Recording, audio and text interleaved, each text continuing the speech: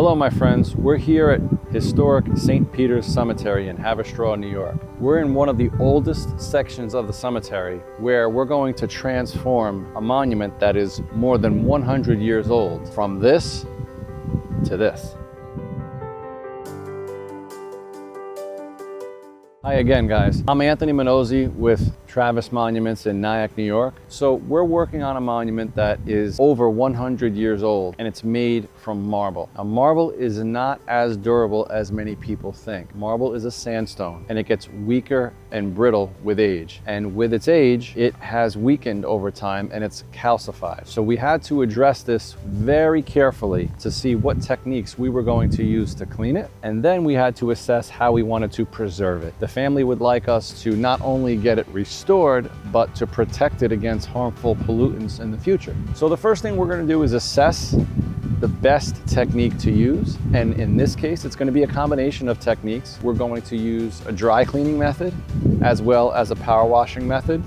And then after we clean it, we're going to be sealing it with a marble sealant that is invisible.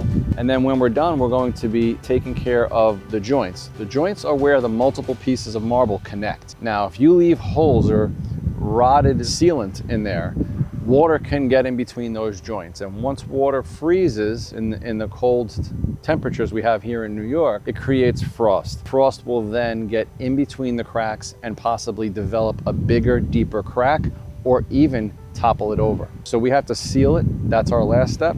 And while we're out here, the family's asked us to add another family member that has recently passed inscription on the monument. We'll be doing that as well. So we'll walk you through every part of the phase. And here with us is our veteran stone restoration expert, Dave Bliss. He's been doing this for over 40 years. Keep in mind, we have timestamps down below if you want to access any part of this video. This is a new restoration through power washing and different methods. The first step when restoring this monument is a light power wash to remove loose dirt and grime. At this stage, we're not trying to eliminate deep stains, just clearing the surface so we can see what has actually penetrated the marble and what is just surface buildup. Next, we assess the depth and severity of the stains. Depending on what we find, we either continue with the more intensive power washing using chemical cleaner, or switch to sandblast cleaning, also known as dusting.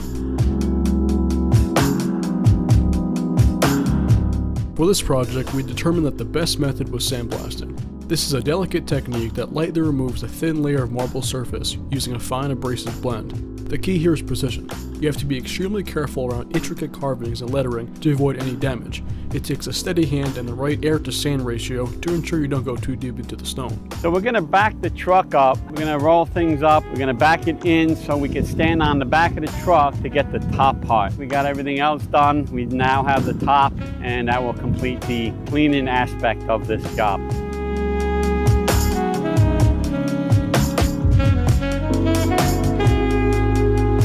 Once the sandblasting is done, we step back and reassess. If there are any stains left, we either apply a stronger sandblasting technique or use a chemical whitener followed by another power wash to bring out the natural color of the marble.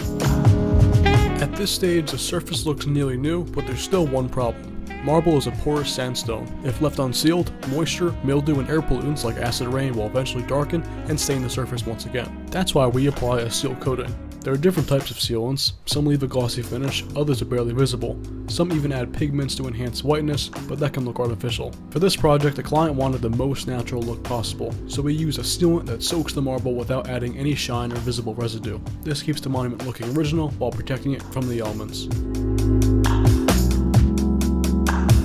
And finally, here's a side-by-side comparison of the monument before and after the cleaning, restoration, and sealing process. From a weathered, stained surface to a beautifully preserved and protected piece of history, this monument is now set to stand the test of time once again. Thanks for watching. If you want to see more restoration projects like this, be sure to click the video right on screen. Hope to see you there.